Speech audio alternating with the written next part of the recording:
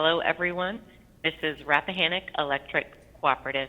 In a few moments, we'll begin the 2021 virtual annual meeting.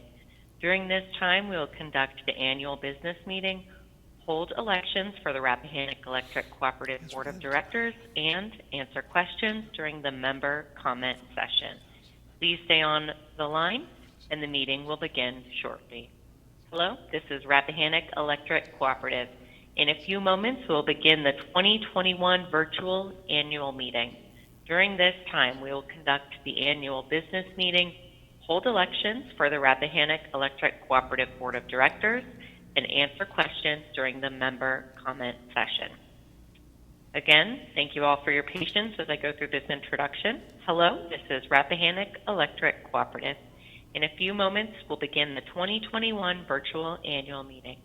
During this time, we'll conduct the annual business meeting, hold elections for the Rappahannock Electric Cooperative Board of Directors, and answer questions during the member comment session.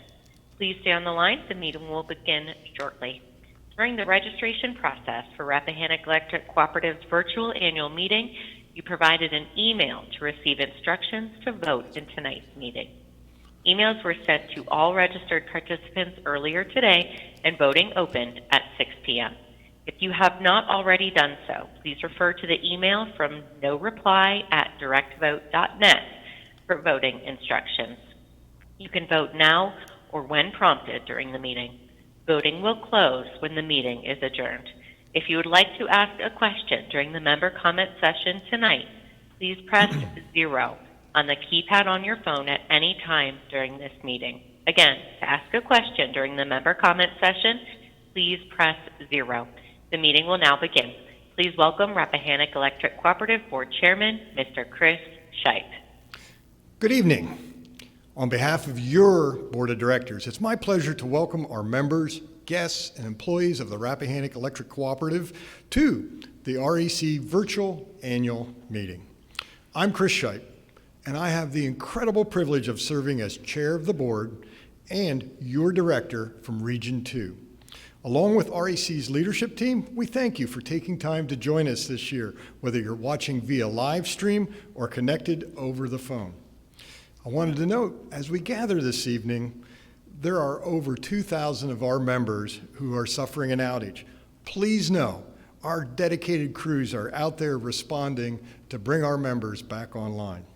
So, at this time, I call the 2021 annual business meeting to order, and Mr. Mark Wood, your board secretary and director from Region 7, will offer a memorial of silence and invocation, followed by the Pledge of Allegiance.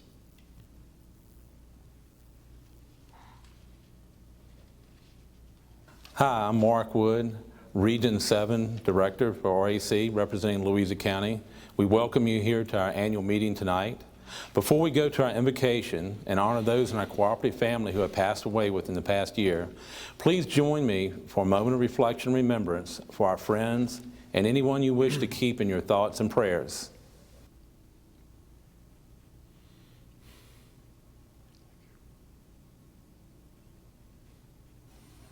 Let's now pause to reflect and remember our employee retirees. James Shepard, Thomas Brown Jr., James Good, Cecil Viverette Jr., retired president and CEO, dedicated employee from 1965 to 2004.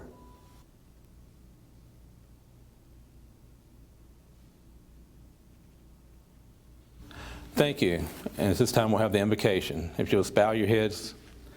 Dear Heavenly Father, we just come before you this evening, Lord, and we just ask for your continued guidance, and we thank you for your grace and your mercy, and we just thank you for the country that we live in and our state. We thank you for the REC Cooperative, Lord, and we just ask for your wisdom, Lord. We ask for your guidance, and we just ask for your protection on our employees, Lord, and we just thank you for helping us get through the COVID, Lord, and just ask for your continued blessing upon us and our protection over us.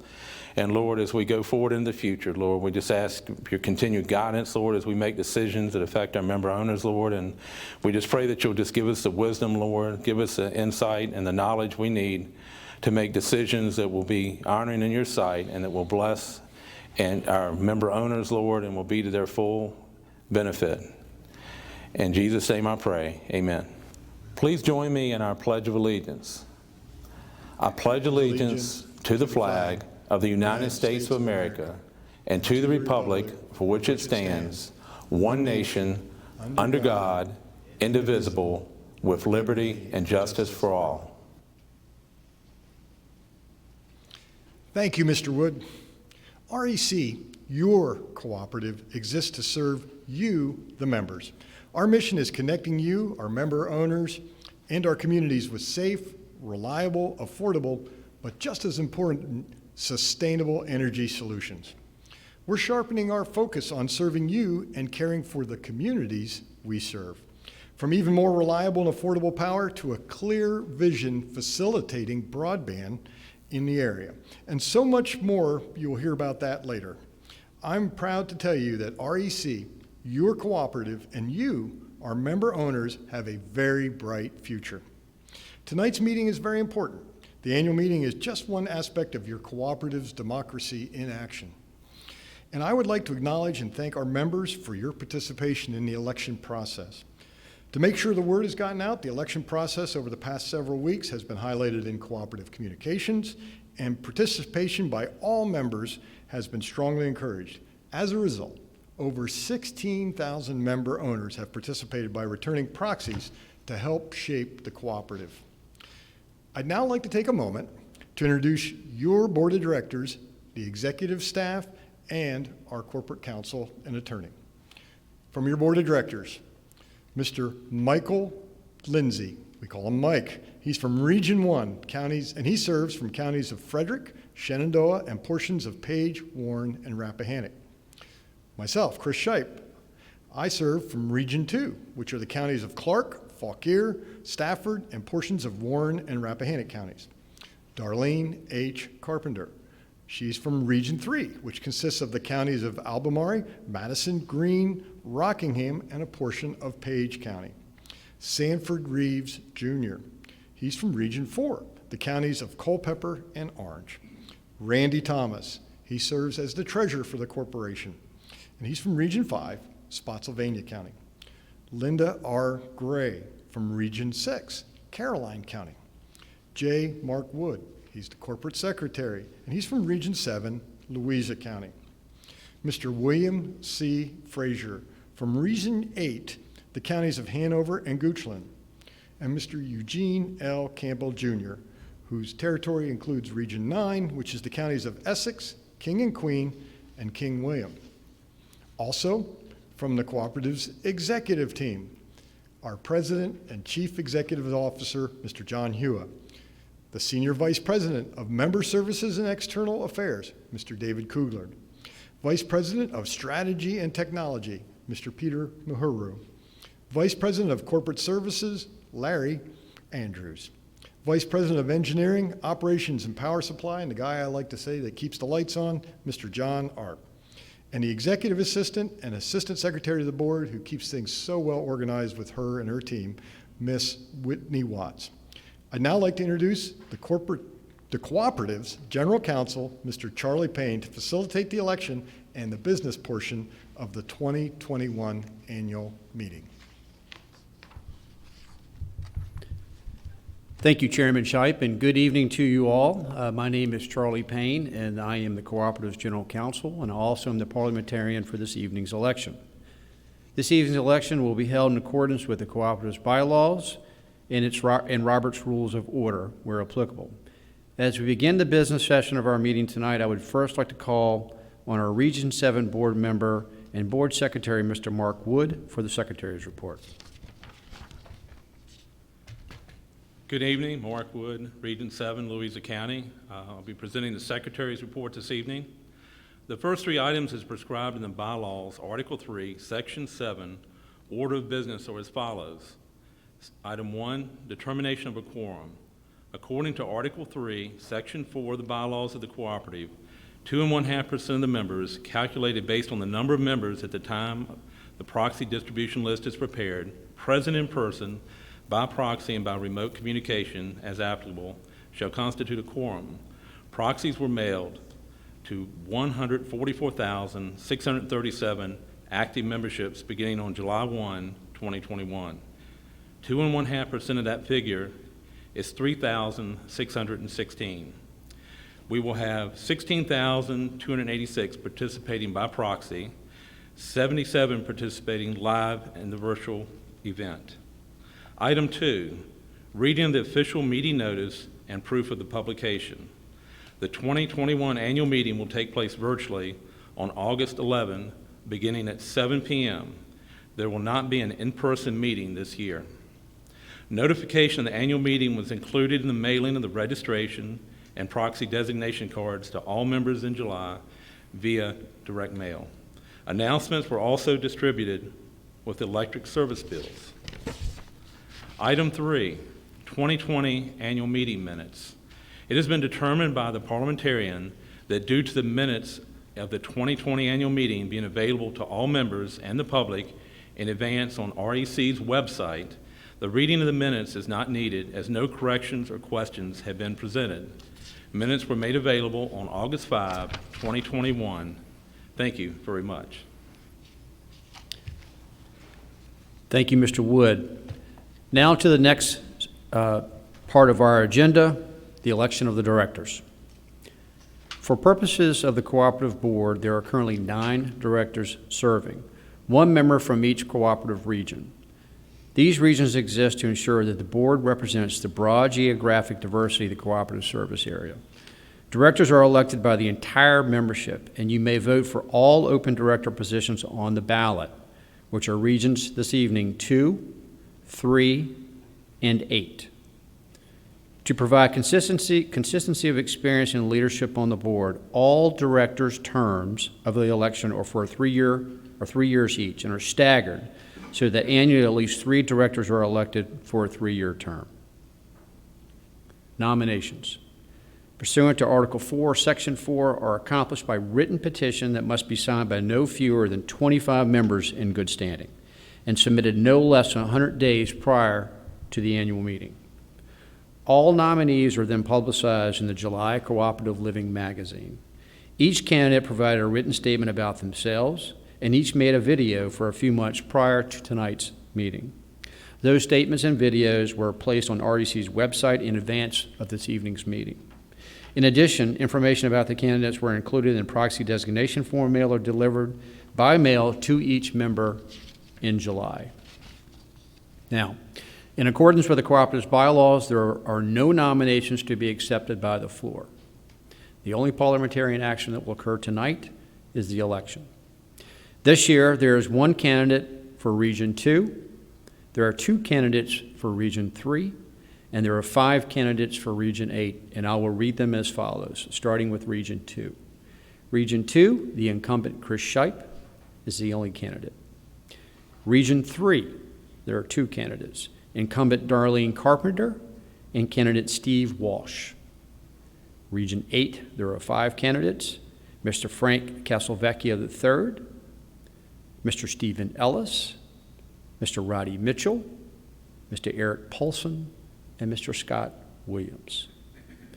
The election process has been conducted by an independent third-party entity, and the process has also been independently audited by the accounting firm of Adams, Jenkins, and Cheatham. The online voting portal officially opened tonight at 6 p.m. and closes tonight when the meeting adjourns. Member registration opened at 7 a.m. on August 5th and closed at 5 p.m. on August 6th. Members who registered received voting instructions providing access to tonight's online live voting portal. Again, the voting portal opened at 6 p.m. this evening. If you have not already logged in, please take a moment now to pull up your URL and login credentials you received at the email address you provided at registration. Once you are logged in, you will access your individual voting ballot. If you were assigned as a designated proxy by someone who is unable to join us for the meeting tonight, you will also see the proxy ballot. For those who received a proxy ballot, again, you have been named as a proxy by 1 or more members of REC. If the member who named you as their proxy selected candidates for the vote, You will see the designated proxy totals listed next to each candidate. If a member did not select a candidate, the vote will be shown as undesignated on the proxy ballot. You must select the box next to the candidate of your choice to cast the vote. By completing and submitting the online form, these votes will be cast. Remember, you may only vote for one candidate in each region, but you can vote for each region. Thank you, everyone. The online voting portal will open until the meeting adjourns. Tomorrow afternoon, the election results will be posted on our website, www.myrec.coop, and I thank you for your participation this evening in the election. Next on our agenda, you will hear the presentation of our officers' report. We will begin with the 2020 Treasurer's Report from our Treasurer, Mr. Randy Thomas.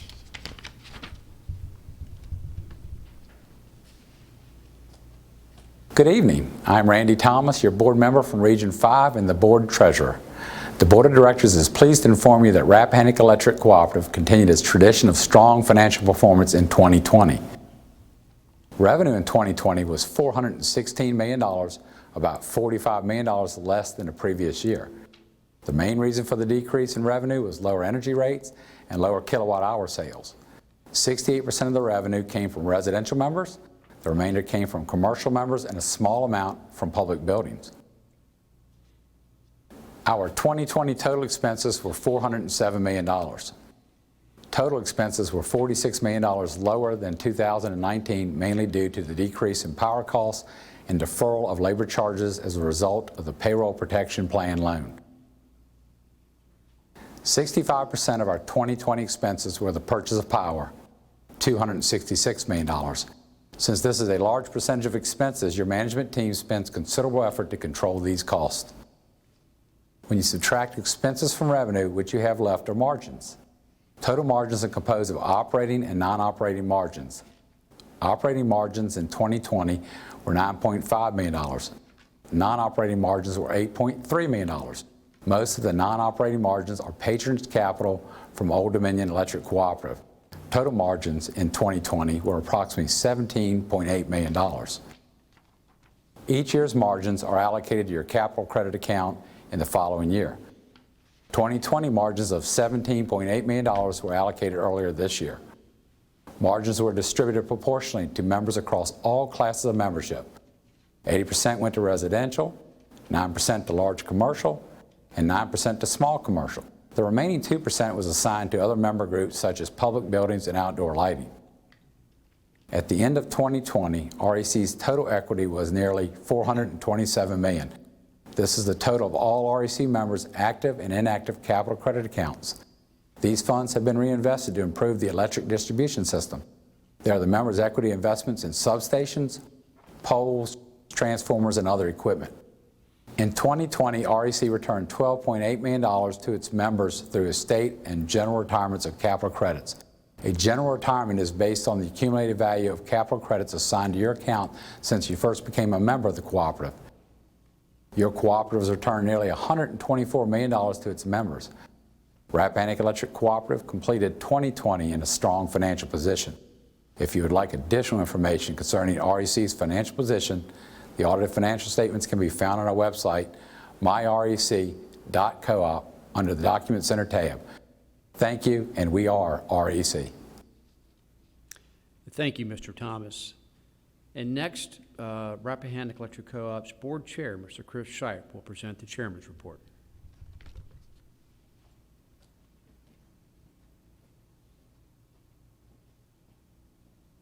Good evening. I'm Christopher Shipe, and I'm thankful to have the privilege of serving as your chairman of REC's Board of Directors. As I speak to you tonight, I can't help but to think back about the journey we have been on together over the past year and a half. And as I think about this journey, hopefully the events over the past year and a half have given you an even greater appreciation for the important role the cooperative plays not only in your home or business, but all throughout all of our communities. And that's what is important to me and all of us at Rappahannock Electric Cooperative, our communities, our shared common goals, and the connection to one another that guides us, binds us, and helps us work together towards a brighter future. As I speak to you tonight at the Co-op's annual meeting, sure, I have an important title. I'm wearing a tie, and I'm here as the leader of the REC Board of Directors. But you know what? Back home in Berryville, I'm just Chris. My friends and neighbors know me as the local insurance guy who is active in his church and volunteers with the Fire and Rescue Squad. What I'm getting at is I and all of us on the REC Board of Directors are active in our local communities. We want you to know and remember your communities are also Rappahannock Electric Cooperative's communities. The importance of being part of and serving our communities is one of the reasons that I take my role as REC Board Chairman very seriously. As a member owner, just like you, I know through our shared experiences and our connections in our communities, we have many of the same hopes, concerns, and aspirations. Because of these, I know the importance of keeping you, our members, our neighbors, and our friends in our communities top of mind in every discussion we have. That is also true for your entire board of directors and for your REC leadership team. We all know and understand that our role is to be accessible to you in our communities. We know the importance of taking time to listen to you, to stay informed about the industry, to study and understand emerging risks and opportunities like renewable energy and battery storage. We, in turn, provide oversight and are accountable to you, the members of our communities. As part of our accountability to you, here are just a few of the things your cooperative was able to accomplish over the past year, despite all the challenges from the pandemic. REC was able to invest $70 million to replace poles, wires, substations, and other infrastructure to accommodate growth and to improve reliability. Your board last year approved the return of $13 million in the form of capital credits. These capital credits showed up as a cashback line on your June 2020 electric bill. REC implemented a power rate decrease in 2020. This resulted in $11 million worth of savings to you, our member owners. As building and growth continued in the REC service territory, REC connected nearly 3,000 new homes and businesses over the last year. And while the pandemic prevented employees from doing community outreach for most of the year, REC was still able to give back in the form of grants to nonprofits and charities. Likewise, educational scholarships were awarded to 27 students in the REC service territory. Finally, I want to thank and recognize you, the co-op members who understand the importance of supporting our communities. Even with difficulty and uncertainty of the pandemic, more than 27,000 member owners donated over $150,000 that was distributed back into our communities through the Power of Change program. This program makes it very easy for you to support our communities by rounding up your electric bill to the next dollar. If you're not already participating in the Power of Change program, please consider signing up so we can do even more to support our communities. As a strategically focused board, one of our main roles is to listen carefully to your concerns, your ideas, and your feedback, and make the best informed decisions we can to serve you now and to build a sustainable co-op that continues to serve our communities for decades to come. Please be assured your best interests are always in the forefront as we provide oversight and accountability of the cooperative's finances and capital investments. And your best interests are always in the forefront as we continually seek to find the right balance between system reliability, keeping your electricity costs affordable, and the co-op's operations sustainable for you, your families, your neighbors, and yes, for our communities. Thank you for the incredible privilege and opportunity you give me and the entire board of directors to serve you and to serve our communities. And as I say at the end of every REC board meeting, please remember to be kind, which in turn will make all our communities better places. Thank you.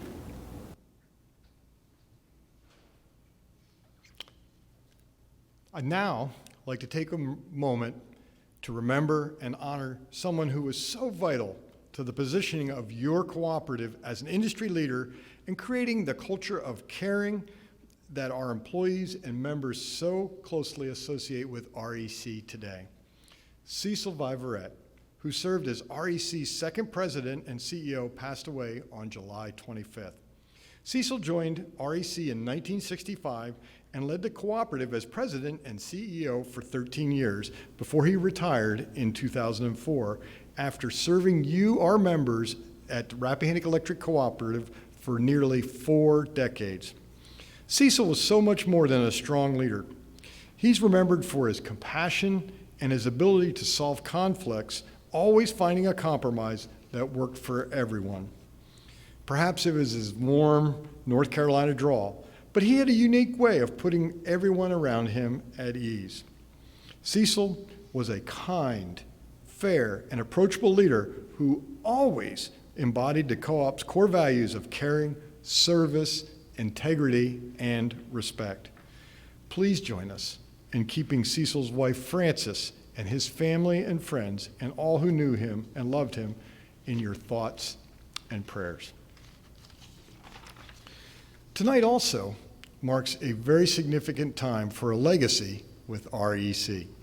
Mr. Bill Frazier, Director for Region 8, retires after 40 years of service to this board and cooperative. During his time of service on the REC board, Mr. Frazier has been a tireless and strong advocate for you, our members. Please join us now for some remarks from Mr. Frazier.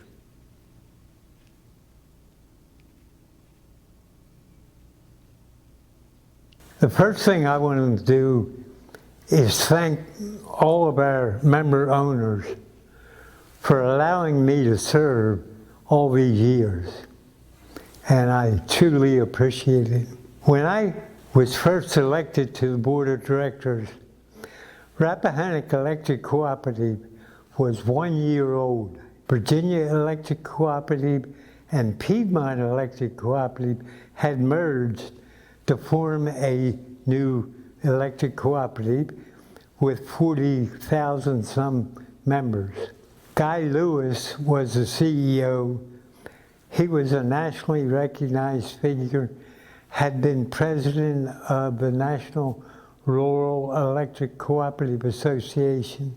Then came Cecil Viverette. What a guy he was. He was nationally recognized and also very well recognized in the Virginia, Maryland, Delaware Association for his ability to bring two opposing groups together to an agreement and make both of them think they'd won the argument. Then came Kent Farmer. Kent was nationally recognized for various reasons, one of which was coming to Rappahannock with 100,000 plus members and leaving with 150,000 plus members from the acquisition. And then John Hewa. I doubt there's anybody in the electric cooperative industry that doesn't know John Hewa for his various accomplishments. And John is a recognized authority on battery storage, which I think is a big part of the future of electric cooperatives. Now, why am I telling you about these CEOs? The National Rural Electric Cooperative Association says the most important thing that a board of directors can do is hire a competent CEO. Well, if that's true, and I believe it is, your boards have served you very well. Now, I want to say a word about our cooperative workforce. I've been privileged to sit on a whole bunch of boards, hospital boards, bank boards, county board of supervisors. So I have observed lots of different workforces, but there are none that can excel Rappahannock's workforce. These folks will do anything in their power to help our member owners. And I would not be Bill Frazier if I didn't mention the line workers, because these are very special people to me. I place them in the same category with firemen, police, military, and first responders. They put their lives on the line to serve others every day. And I just appreciate them so much. And so I just want to say thank you to everyone who has been so good to me over these past 40 years. Thank you so much. Since 1981, William C. Frazier, or to most of us, Bill, represented the REC member owners on the REC Board of Directors. During his tenure leading this cooperative, Bill also served on the Old Dominion Electric Cooperatives Board. That's REC's wholesale power supplier. And while on the Old Dominion Electric Cooperative Board, he was on the Power Supply Committee and their executive committee. Bill is truly a leader of leaders. For 16 years, he served on the Hanover County Board of Supervisors and was chair of that board 3 times. He also served as chair of the Hanover County Social Services, the Richmond Regional Economic Development Council, and both the Pamunkey and James River Regional Water Study Committees. He served 4 years as the moderator on the Board of Trustees of Humana Hospital. His achievements are many. Tonight, we want to honor Bill for his dedication and service to REC and most importantly to you, our member owners, with this resolution that was adopted at today's Board of Directors meeting. Honorary Service Resolution. Resolution to honor the service of William C. Bill Frazier. Whereas Bill C. Frazier became a member of the Rappahannock Electric Cooperative Board of Directors in 1981, representing Region 8, serving the counties of Hanover and Goochland, and whereas during his 40 years on the board has served the membership, staff, community, and environment with utmost care, respect, integrity, and service, and served as chairman and an influential board member, and whereas, in addition to his service to the Rappahannock Electric Cooperative Board of Directors, Bill Frazier served for 6 years on the Old Dominion Electric Cooperative Board of Directors. And whereas, Mr. Frazier provided many years of service to the Virginia, Maryland, Delaware Association of Electric Cooperatives, and in 2019 received the association's Electric Cooperative Leadership Award, their highest award. And whereas William C. Bill Frazier retired from the Rappahannock Electric Cooperative Board of Directors on August 11th, 2021, and whereas Mr. Frazier has and will continue to be viewed as an influential and essential member of the cooperative's past, current, and future success, the Board of Directors, senior management, and staff wish William C. Bill Frazier nothing but the very best in his future endeavors and will be forever grateful for his contributions to the Rappahannock Electric Cooperative. And now, therefore, be it resolved, the Board of Directors of the Rappahannock Electric Cooperative hereby honor the service and dedication and extend their gratitude to William C. Bill Frazier for his contributions to the cooperative, membership, employees, and community throughout his 40 years of service. Once again, Bill, thank you for all you've done for the cooperative and for the members. Thank you for your friendship and your mentorship, particularly for your guidance and help as I started as a new board member on cooperative governance issues and cooperative operations. Although you're retiring, Bill, we won't be saying goodbye to you. We will continue to seek your wise advice and counsel.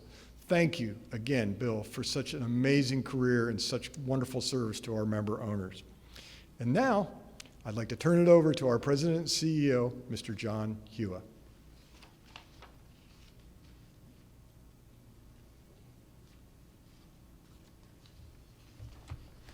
Hello, I'm John Hewa, REC's President and CEO, and I hope that this evening's meeting finds you and your families and your businesses well.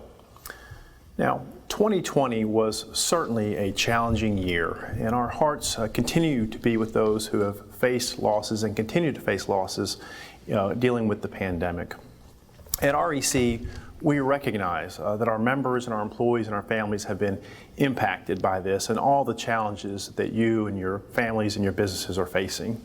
Since the onset, I'm extremely proud of our team for the work that they've done in a caring and compassionate way, and also in their highly responsive and highly flexible way of providing and continuing to ensure critical services are delivered across the grid. The REC employee team has done an amazing job, both in dealing with pandemic issues and all of the work that our team is confronted with each and every day. This has been a challenging period for our team, not only with the pandemic, but also with the change in our industry and the expectations that we're putting on our team members and our employees. So a special thank you to all of our employees and their families for the support that they provide to our team members so that they can carry on the great teamwork at REC all throughout the year. Now, I also want to say thank you, Chairman Shipe, for your earlier comments on the co-op's accomplishments. And let me also take a moment to thank the entire Board of Directors for their strength, for the wisdom and the guidance that they provide this cooperative, and also for the care that they demonstrate in looking out for REC and speaking for the membership.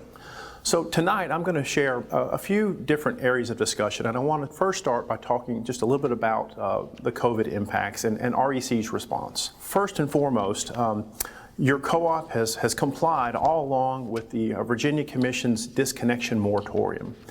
That meant that last March we discontinued disconnecting service for non-payment.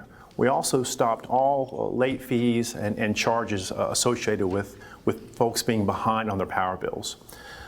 Since that time, we've continued to guide members with available assistance. We've worked with members on arranging long-term payment plans, in some cases up to 24 months, and really just helping to make sure that our members have all of the access to payment options and flexibilities. With that, we were very thankful beginning earlier this year that we were the recipient of $4.8 million in federal CARES Act funds. And we were able to distribute those to the membership to help reduce some of those arrearages that accounts were facing.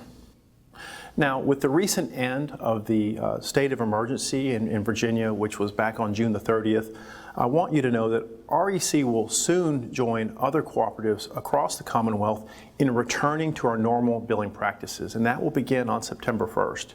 So I want to urge you as the membership, members that might be behind on their electric bills, please take this opportunity to reach out to us. We're glad to help with you. We have a lot of flexible options to help you in getting caught back up on your power bill and the arrearages. So the second area I'd like to focus on this evening is REC delivering on our core business. REC's team this past year has continued to lean forward on new initiatives to strengthen the grid, to strengthen our systems, and to prepare for the future. So many accomplishments and achievements. First, beginning with January 1 of this year, you may have noticed a net bill reduction or a power cost reduction on the bills since that time frame. We were thankful to be able to pass along those ODEC energy cost savings. Looking back at last year in 2020, we invested a historic amount, $70 million, into the grid, into our systems, to support operations, growth, and reliability. This capital investment and this work included over 110 infrastructure projects focused on the distribution system, substations, transmission, and other assets.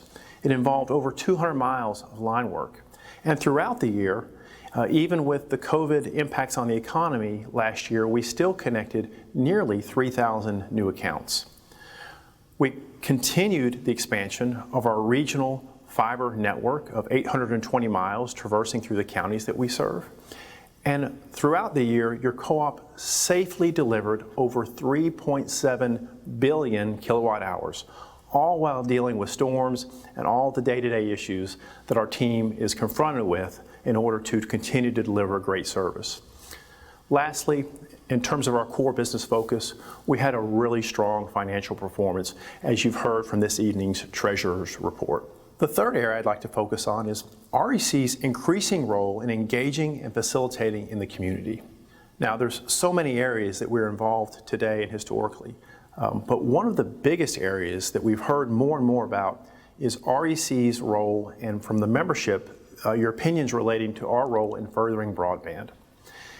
In the fall of last year, we surveyed you, the membership, all residential and all commercial accounts, regarding your opinions, needs, and interests with respect to broadband. And I'm happy to report to you that since that time, We've really ramped up our efforts working in partnership with others to bridge the digital divide. Now, these partnerships involve working with local government and also other solution providers.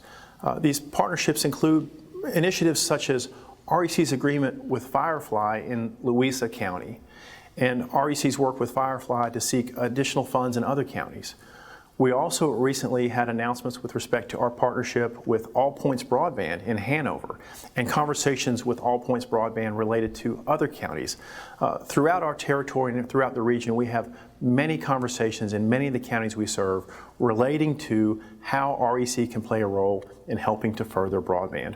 We know and we recognize this is a very important topic to you and your families, and we want to make sure that we are leveraging the co-op assets to help further broadband across the region. Our facilitation and engagement in the community goes well beyond that, and you heard Chairman Shipe earlier in his report refer to many of the elements of REC's commitment to the community that remain so strong. So the fourth area I'd like to speak with you about this evening is expansion of our programs and services. And I want to talk about that across three different areas. We're going to talk about solar, energy efficiency, and also electric vehicles. We are keenly focused on the expansion of our programs and offering more services to you. In the area of clean energy, we've seen a continual uptick in the number of members that are interested in rooftop or ground mount solar at their home or business. Today, your co-op has over 1,300 members that are interconnected through our net metering program. Beyond that, some members may not have a rooftop that's suitable or appropriate for mounting solar panels. So we offer an additional program. That's our Cooperative SunShare program. Now, this allows members to purchase blocks of solar energy. Today, I'm happy to report that program has also grown. It's grown to over 800 subscribers for the Cooperative SunShare, and we'll continue to be focusing on these programs. I want you to know that our team is working on and looking at additional solar programs for the future. The wise use of electricity really focuses on the beneficial uses and also the kilowatt hour that's not used. So when we think about energy efficiency and we think about sustainability, these go hand in hand with respect to using energy wisely. So one program that we're really enthusiastic about is that we're working to launch an energy efficiency program called On-Bill Tariff. This program is also being shaped through input from member owners and member stakeholders that are helping contribute to some stakeholder sessions and help us shape and design the way this program will be rolled out. And so I want to thank the membership and those organizations that have already provided input into the shaping of the program. REC will be the first Virginia cooperative to launch such a program. And this program will allow us to partner with members who want to make energy efficiency upgrades in their homes, such as insulation or weatherization improvements or installing a new air conditioner or HVAC system. This program is designed to reduce power bills through energy efficiency and then to use those dollar savings to pay for the member's investment over time. All this is done on the REC power bill. So we're excited about our on-bill tariff program, and we look forward to rolling that out later in the year. The third area with respect to expansion of our programs and services is in an area of electric transportation, or EVs. Whether you are already an owner or whether you've been reading the news and you've heard that General Motors has announced that their fleet will be all electric by 2035, or you've seen Ford's recent introduction of the F-150 Lightning, a very popular truck, it's very clear that we're heading for a future of electric transportation. So why is this important to the REC membership? For a rural driver, it's typical to drive as much as 22,000 miles per year. That driver or that household with one electric vehicle could see as much as $2,500 in savings per year in avoided fuel expense. Now, with that, we would see a power bill increase, and that power bill increase on a monthly basis for one vehicle charging at home could go up as much as $30 to $70 a month. So we want to make sure as your cooperative that we are here to support and assist you, and that can also include helping to support and assist members who are considering purchasing a vehicle, as well as those who are already owners. Lastly, this evening, I'd like to speak just for a moment about REC demonstrating co-op innovation and strength. We have an unbelievably strong belief in the co-op business model, and it's reflected in all that we do.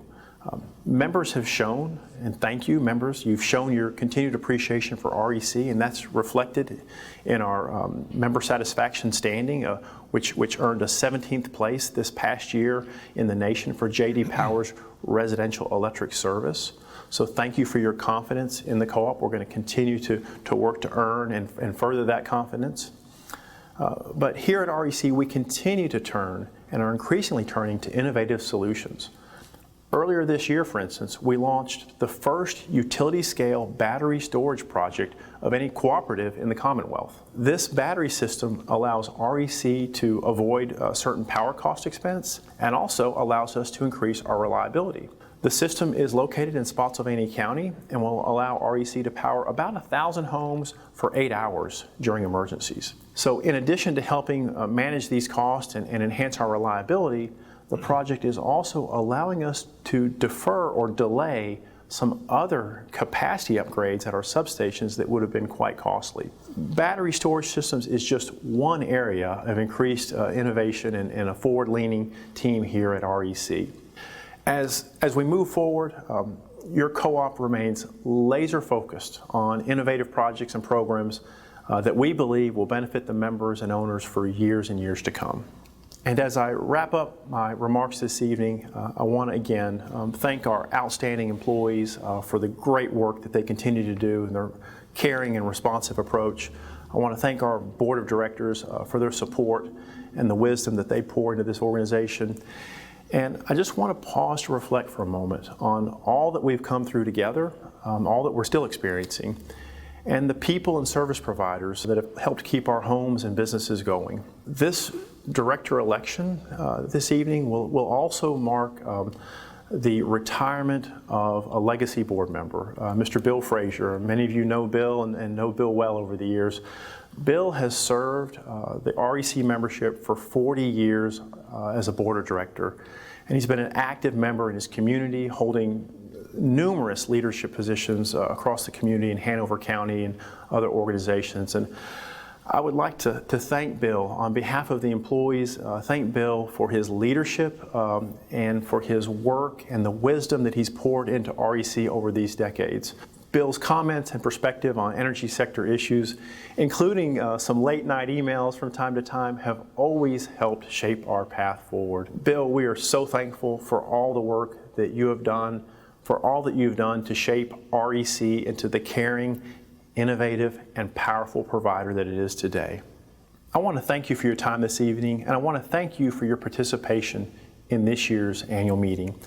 I hope that through my comments you've sensed my enthusiasm about REC and this unbelievable employee team that we have that's making all these great things happen here at the cooperative. I know that through our employees and their hard work that the membership will have a very, very bright future. And as times change and as needs expand, please continue to turn to REC, and we hope that you will continue to see REC in a whole new light. Thank you, President Hewa. Now, next on our agenda is unfinished business. There being none, we can move to the next agenda item, which is new business and member comment session. Call for new business. Those who registered to participate in tonight's annual meeting have joined us by phone. Any member registered for tonight's meeting who would like to ask a question has the opportunity to do so. Joining me for the member comment session are the Chairman, Chris Shipe, and our President and CEO, John Hewa. As this is a virtual meeting, questions will be taken from those members participating by phone. To ask a question, again, please press 0. During the registration process, participants also had an option to submit questions in advance. To conduct the member comment session, REC is using an independent third-party entity that is also utilized to host the cooperative's telephone town hall events throughout the year. We have a moderator, Allison, who will connect us with each member who would like to ask a question. As a reminder, to ask a question, please press 0. With that, let's begin our member comment session.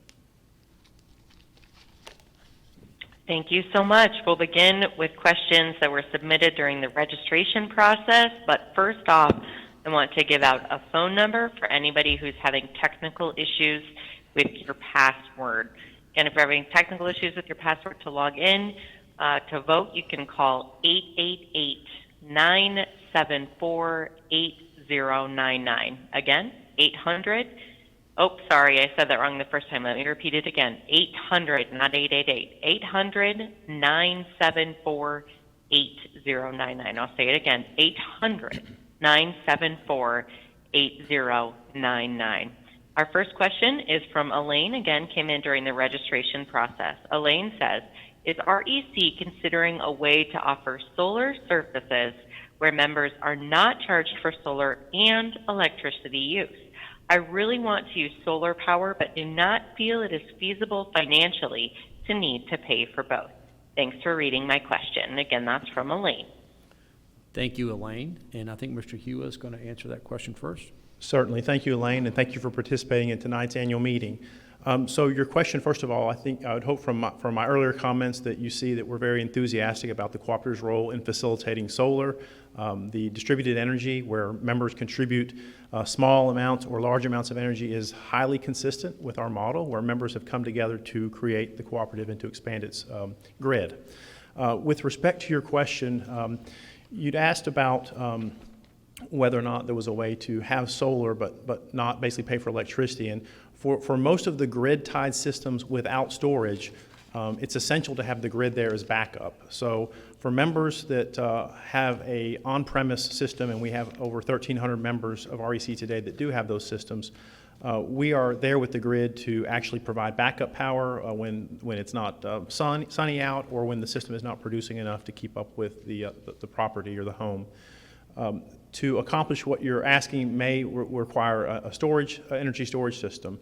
But let me also talk about another option because that energy storage system and that solar system together would be somewhat costly, and we are looking at ways to provide those systems into the near future. But in the immediate time frame, we do have an option available, which is our cooperative SunShare, and we have over 800 members that have subscribed to that. And this is for members that want to buy solar energy, but the energy is not, the solar panels and the arrays are not on their property, or their rooftop may not be suitable. So in that case, we do have an opportunity for you to buy 50 kilowatt hour blocks. To put that in perspective, an average average REC member uses about 1,300 kilowatt hours a month. So you could buy 50 kilowatt hour blocks, and that could potentially work for you. The final solution is actually in progress, and our board of directors has authorized REC to move forward with submitting an application for a 100% solar tariff or 100% solar rider program with the Virginia State Corporation Commission. So we're very hopeful that that program as well will be available in the near future. Thank you. Next question. Thank you so much. Next up, we have Clint, who also submitted his question during the registration process. Clint says, this question is related to the new internet service. Will we be able to pre-register to get the service as soon as possible? If so, what is the process to register for the service? And again, that's from Clint. Thank you, Clint. I think, John, you want to answer that question as well? Thank you, Clint, and thank you for participating this evening.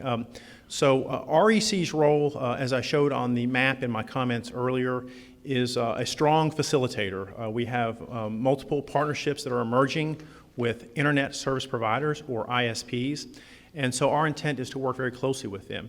In terms of offering services to members as networks get built out, those internet service providers are actually handling the pre-registration. In the case of Firefly, they've already indicated, Firefly Broadband has already indicated that there would be an advanced sign-up sheet. And as we work with All Points Broadband and potentially others, I would anticipate that they too will offer advanced sign-up sheets. I know that will be helpful to them in their build-out sequence. So thank you for your question, but to be clear, that's a role of the internet service providers and will not be REC's role, which will focus more so on make-ready and the ownership of fiber in some regions. Thank you, Mr. Hua. Next question. Thank you so much. We're going to go to our live audience next for a question from Seth in Rixieville. Seth, you are live right now. Please go ahead with your question.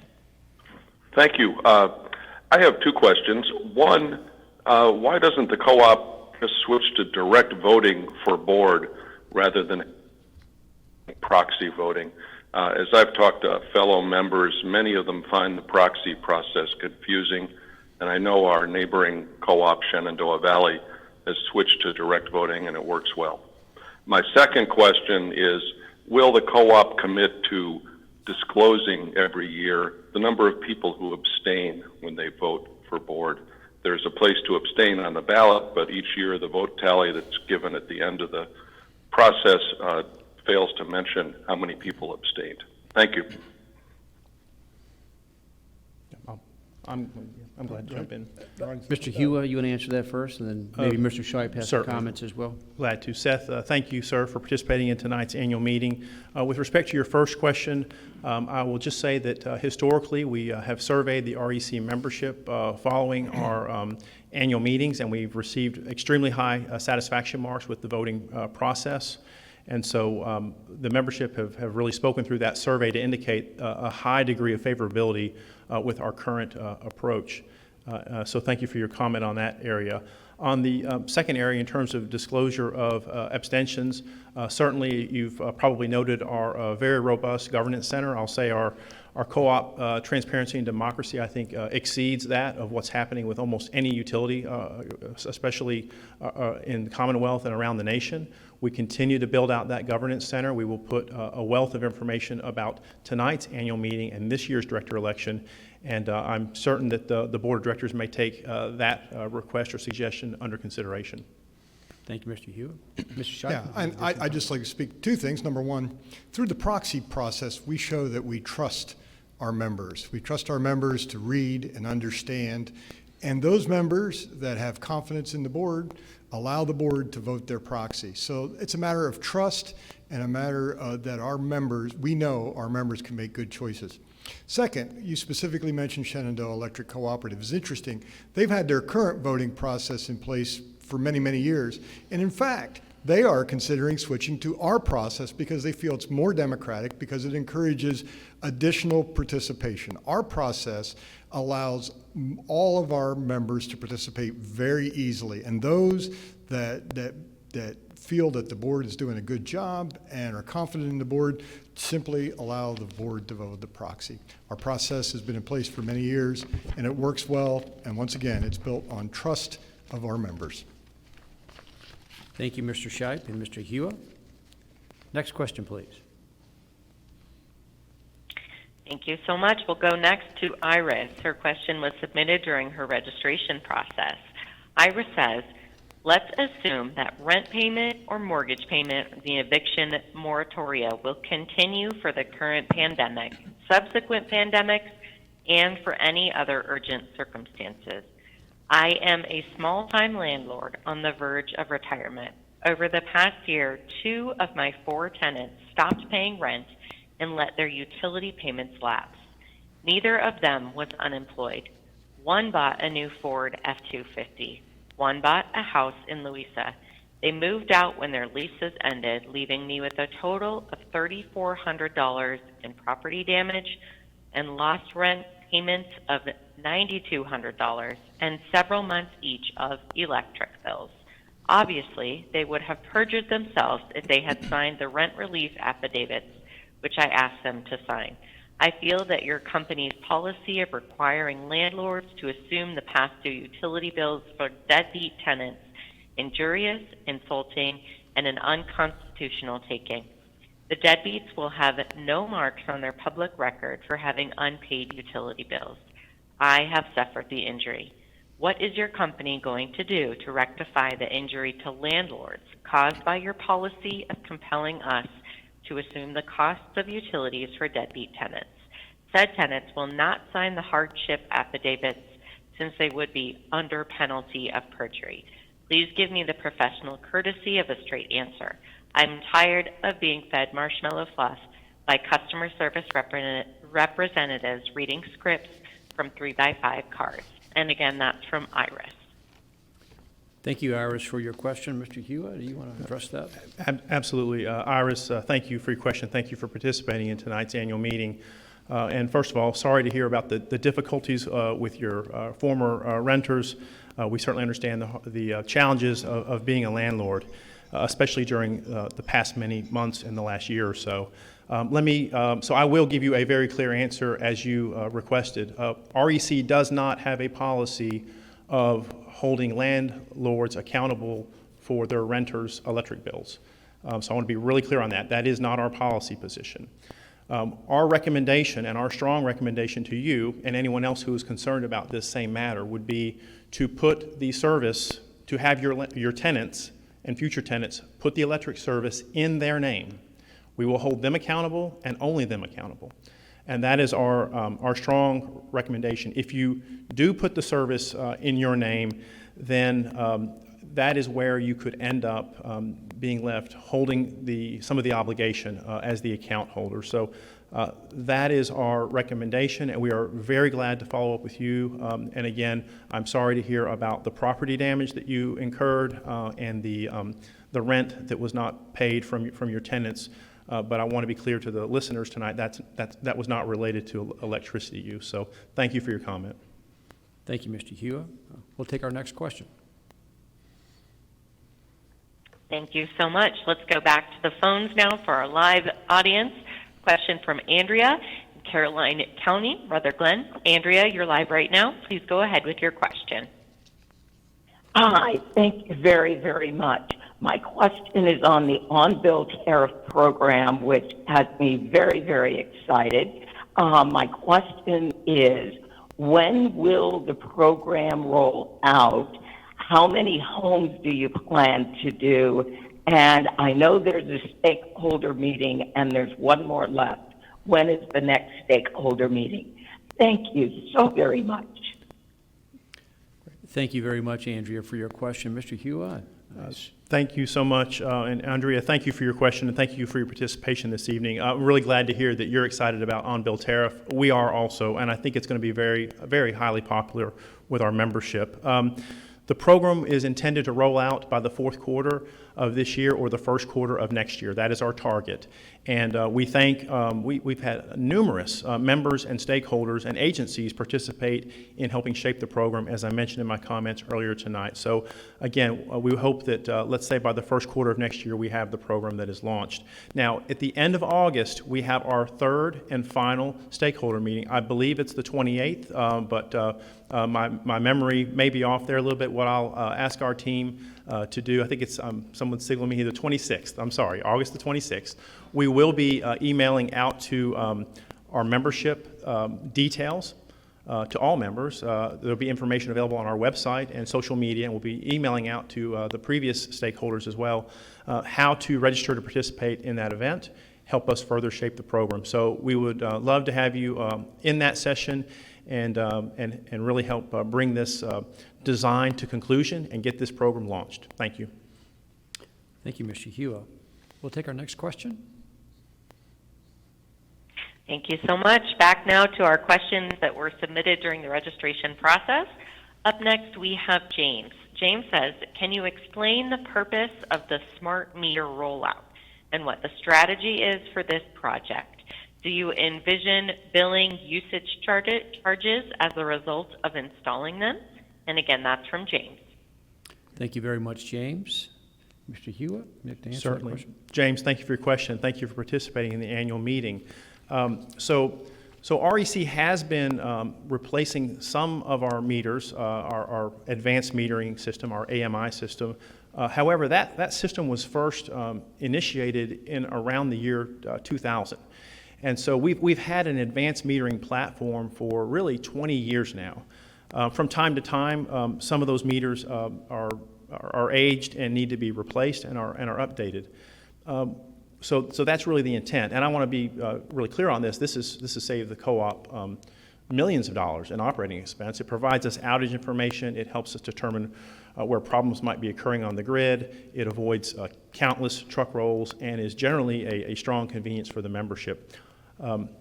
Your question relating to will there be charges for that? There are not specific charges for those meters. We do incorporate the cost of those meters in our rates, and those meters do give us the readings that we base your power bills on. but there's not a specific charge for a replacement of a meter at your property unless there was some unusual damage that was occurred or where the co-op needed to take additional steps. So thank you for your question. Thank you. Mr. Shipe, I'm certainly glad we brought Mr. Hua up here, man. He really nailed it, Likewise, isn't he? likewise. And it brings up a very important distinction that members should know. The board sets budgets. The board works with strategy. Management takes care of operations, and that's what Mr. Hua is answering the questions about tonight, because he's well-versed, as is the entire REC team, on operations. We'll take the next question, please. Thank you so much. Next up, another one from our questions that were submitted during the registration process. We have Rita. Rita says, Rita will get to you right after Pamela. Pamela's question is, does REC have any plans to offer internet service to their customers? Thank you, Pamela. And we have an engaged membership. What another great question. Mr. Hua, do you answer that question? Certainly. Thank you, Pamela, and thank you for participating. As we referred to, and I referred to in my earlier comments, REC does not plan to be a direct provider. We don't plan to be the internet service provider that is actually provisioning the accounts or managing the electronics, but we do plan to be a very significant facilitator, a fiber owner, leasing fiber to third parties, and also conducting make-ready and allowing third parties to attach to our poles, towers, and other infrastructure. So we're enthusiastic about our ability to do this, and the board of directors has been extremely supportive, and we surveyed, again, all members at the time back in the fall of last year, and so your feedback at large was that you want REC to play a significant role in broadband. Thank you very much. Thank you, Mr. Hua. Next question, please. Thank you so much. Now on to Rita, as promised. Rita says, I want to be contacted to let me know who won the voting for Rappahannock Electric and on different changes, etc. And that's from Rita. Mr. Shipe, do you want to tackle that question? Certainly. We'll definitely reach out to the members. I know, again, it'll be posted on myrec.coop. And for all the members that are listening tonight, please go to myrec.coop and check it out. The Governance Center is very robust. There's tremendous information for you as members, and all this information will be posted there.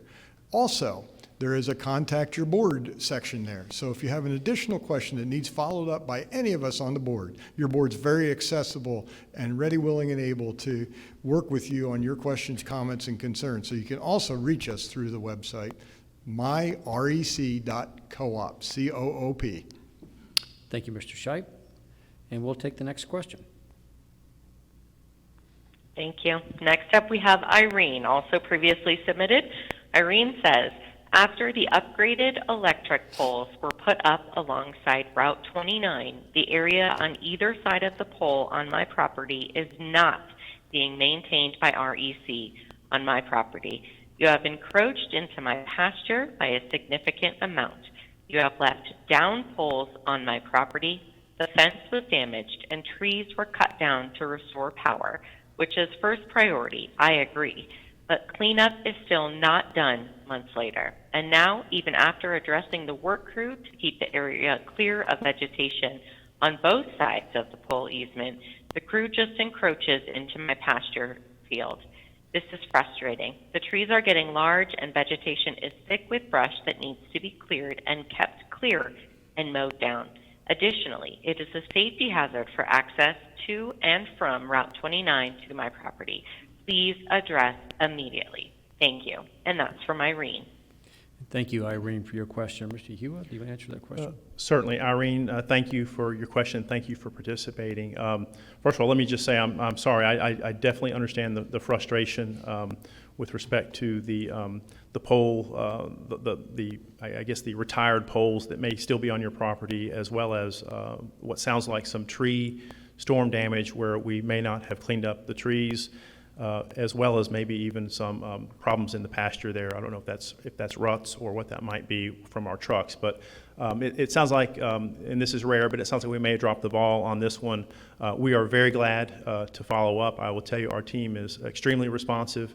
highly responsive, and I can assure you that we will be in touch and we will get out there and do what we can do to make that right, especially focusing on any safety concerns that you might have. So again, my apologies, and our team will be right on it. Thank you. Thank you, Mr. Hewitt. We'll take our next question.